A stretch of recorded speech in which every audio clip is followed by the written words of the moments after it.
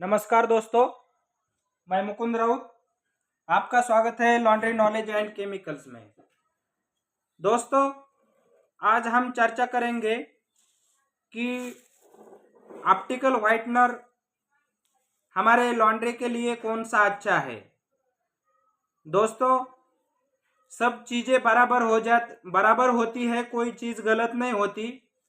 सब optical whitener भी बराबर होते हैं, कोई गलत नहीं होता है। टिनोपॉल सब बराबर होते हैं, मगर कैसा है कि हर चीज़ के हिसाब से वही चीज़ अच्छा रिजल्ट देती है और वही चीज़ बैड रिजल्ट देती है।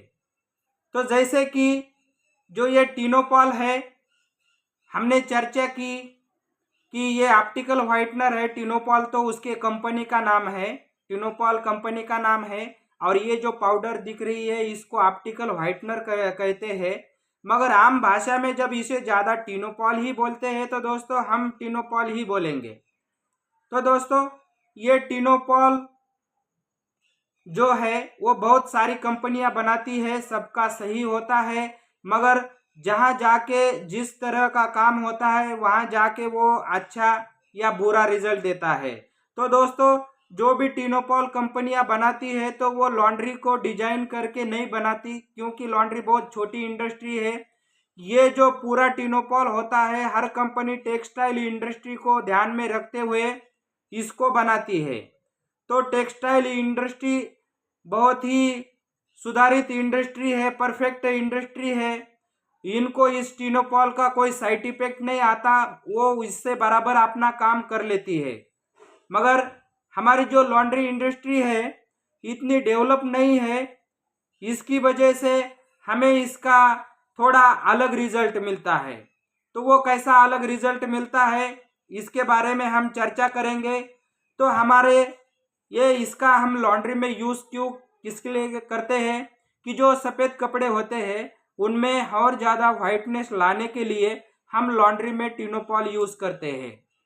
तो फिर हमारे वॉशिंग की प्रोसेस देखते हैं दोस्तों।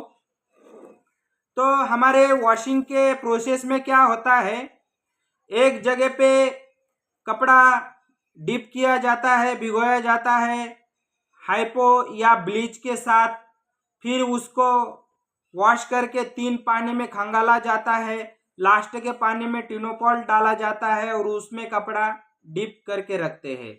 अगर मशीन वॉश भी रहे तो मशीन वॉश भी क्या करते हैं कि मशीन वॉश में भी हाइपो ब्लीच यूज़ करते हैं, उनकी खंगालनी करते हैं और फिर इसमें क्या करते हैं, कपड़ा डिप करके रखते हैं या फिर 5-10 मिनट चलाते हैं टिनोपॉल में। क्योंकि कपड़ों में वाइटनेस आ जाए। ठीक इसी तरह से ये प्रोसीजर भी बराबर है, मगर अगर ये हाइपो ब्लीच में हैंड वॉश हो या मशीन वॉश हो, हाइपो ब्लीच में अगर आपका हाइपो अच्छी तरह से न्यूट्रल नहीं हो जाता है तो फिर ये टिनोपॉल आपको गलत रिजल्ट दे सकता है। समझ लीजिए आपने मशीन में चलाया या फिर आपने हैंड वॉश किया, आपने खंगालनी की, आपका पानी बोरिंग का है या कोई प्रॉब्लम की वजह से आपका हाइपो पूरी तरह से न्यूट्रल नहीं हो गया, तो फिर क्या है कि आप क्या करेंगे, लास्ट के पानी में जब टिनोपॉल में कपड़े आप डिप करेंगे और वो टिप कपड़ों में अगर वो हाइपो का अंश रहता है तो कपड़ा रेडिश बन जाता है। तो देखते हैं इसी तरह से दोस्तों, समझ लीजिए कि ये जो टिनोपॉल है हमने लास्ट के पानी में डाला है और हमारा जो हाइपो, इसमें हमने हाइपो लिया है, ये हाइपो भी हमारी कंपनी बनाती है दोस्तों।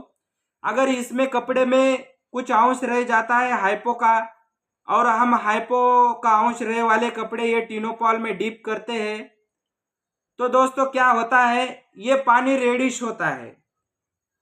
ये जैसा ही इसमें हाइपो चला गया तो ये पानी रेड हो गया दोस्तों, ये रेडिश पानी हो गया। आप भी ट्राई करके देखना कि अगर आपके पास आपका टिनोपॉल है तो उसमें आप हाइपो या ब्लीच डाल दीजिए तो क्या हो जाता है कि वो रेडिश हो जाता है। रेडिश क्यों हो जाता है कि उसमें क्लोरीन का अंश बचा है, इसलिए क्लोरीन और हाइपो रिएक्शन होके रेडिश हो गया, कपड़ा भी पीला रेडिश हो जाता है। तो इसी को ध्यान में रखते हुए हमने ये जो ऑप्टिकल व्हाइटनर बनाया है दोस्तों, ये इसी तरह से बनाया है, लॉन्ड्री को देखते हुए डिजाइन किया है। ये हमने इसमें डाल दिया है, ये ऑप्टिकल व्हाइटनर हमने इसमें डाल दिया है। तो इसमें बहुत ज़्यादा व्हाइटनेस आती है, इसका पानी भी जो है ब्लू ही रहता है ज़्यादा।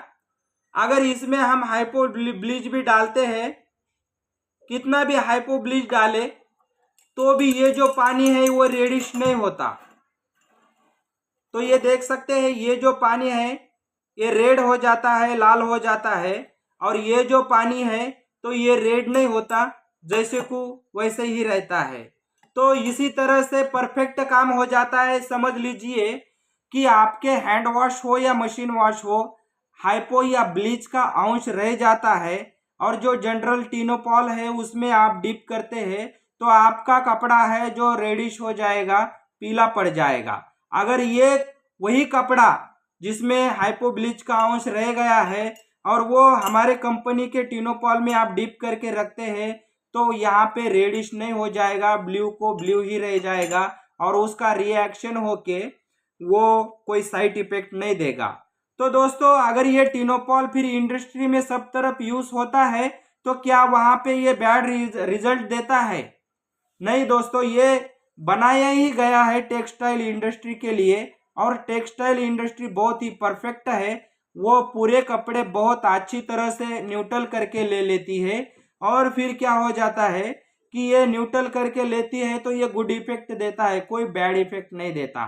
और हमारे यहाँ कोई न्यूट्रल का संसाधन भी नहीं होता है, यहाँ खंगालने तक पानी कम यूज करते हैं, और कम होता है, पानी बोरिंग का होता है। इसकी वजह से हाइपो का ब्लीच का अंश रहना लगभग तय होता है, और वही हम अगर टिनोपॉल में डिप करते हैं तो उसका रिएक्शन होता है।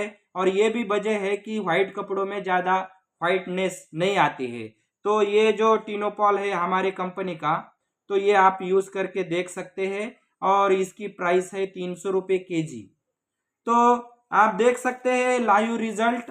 और इसी तरह से ये टिनोपॉल में कैसा टिनोपॉल होना चाहिए, सभी तो टिनोपॉल ठीक होते हैं, मगर हमारे लॉन्ड्री के लिए कौन सा टिनोपॉल सही है ये हमने आपको बता दिया। आप भी प्रयोग करके देख सकते हैं कि आपका जो टिनोपॉल है वो हाइपो या ब्लीच में रेड रिएक्शन करता है क्या। अगर रेड रिएक्शन करता है तो आपके वाइट कपड़ों में इतना वाइटनेस नहीं आ जाएगा। तो दोस्तों, मिलते हैं अगले वीडियो में और इसी तरह के महत्वपूर्ण टॉपिक पे। और मेरे चैनल को सब्सक्राइब कर दीजिए, शेयर कर दीजिए, और ये बहुत ही महत्वपूर्ण नॉलेज अपने मित्र परिवार तक पहुंचा सकते हैं। तो मिलते हैं अगले वीडियो में। जय हिंद, जय भारत।